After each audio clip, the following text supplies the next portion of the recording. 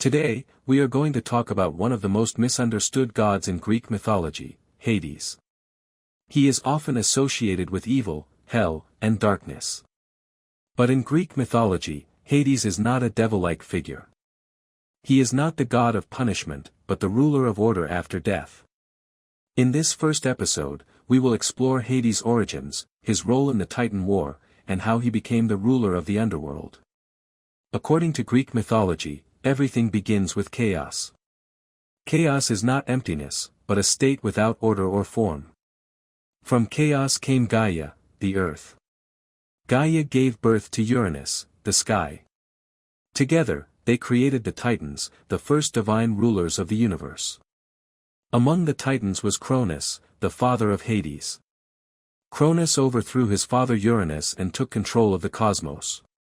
But he was haunted by a prophecy. Just as you overthrew your father, your children will overthrow you.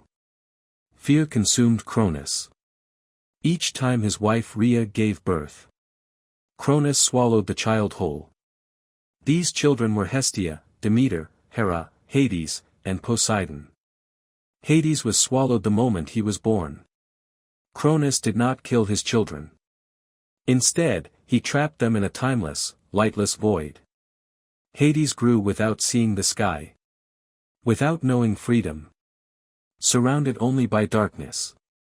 This is crucial to understanding his character. Unlike the other gods, Hades did not grow up on Olympus. From the very beginning, darkness was his world. Rhea managed to save her youngest child, Zeus. She hid him and gave Cronus a stone to swallow instead.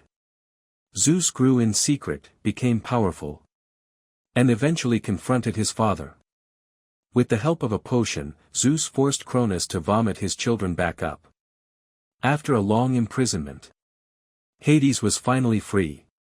What followed was a massive war known as the Titanomachy. It lasted 10 years. Mountains collapsed. Seas overflowed. Zeus fought with lightning. Poseidon commanded the oceans. Hades fought differently. Hades was given a powerful artifact. The Helm of Invisibility. With it, he moved unseen among the Titans, disrupting them from within. He was not loud or glorious, but his actions were decisive. Eventually, the Olympian gods won. The Titans were imprisoned in Tartarus.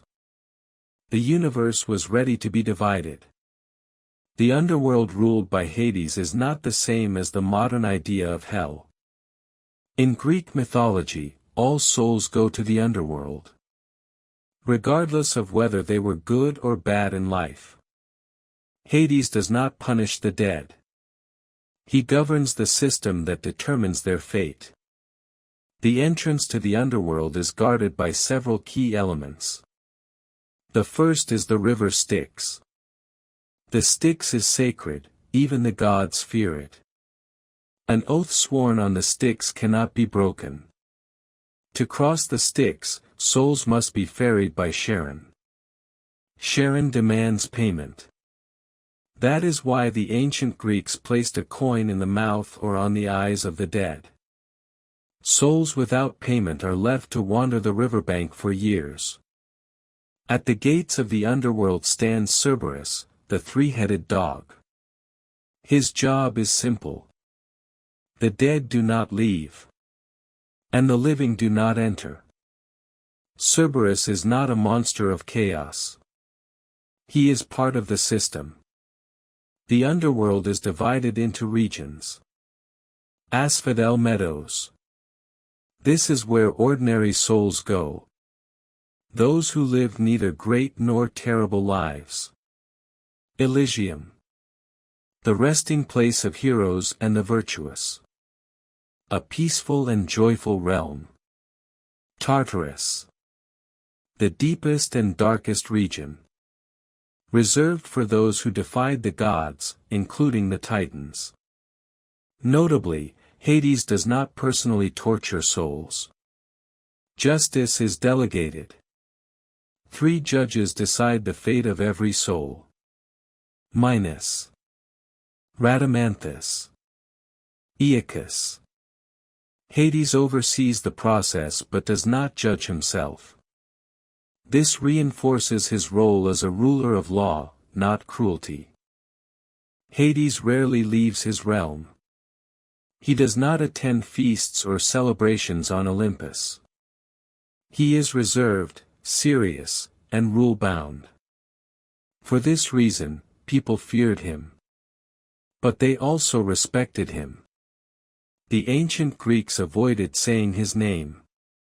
Instead, they used titles like Pluton, the wealth giver. Polydegmon, receiver of many. Because all underground riches, gold, silver, minerals, belonged to his domain. Who is Persephone? Persephone is the daughter of Demeter, the goddess of agriculture. She exists between two worlds. Life and death. This makes her central to Hades' story. The most famous version says that Hades abducted Persephone while she was picking flowers. But mythology has multiple versions. Some clearly state that Zeus approved the union. This suggests not a random act of violence, but a divine arrangement. When Persephone disappears, Demeter searches endlessly.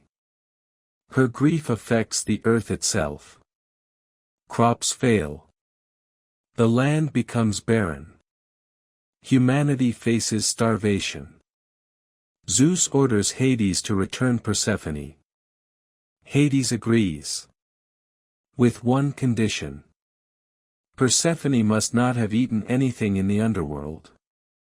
But she has eaten pomegranate seeds. In Greek culture, the pomegranate symbolizes marriage and binding. By eating it, Persephone becomes tied to the underworld. A compromise is reached. She will spend part of the year with Demeter. And part with Hades. When Persephone is on earth, Demeter rejoices, spring and summer arrive. When she returns to the underworld, Demeter mourns, autumn and winter begin. This cycle represents life, death, and renewal. Hades follows the agreement. He does not imprison Persephone by force. She becomes queen of the underworld. Not a captive. In many myths, Persephone shows compassion. Such as in the story of Orpheus. Because he is linked to death. Because he stays away from Olympus. Because his name inspired fear. But in Greek mythology, death is not evil, it is necessary. And Hades is the guardian of that balance.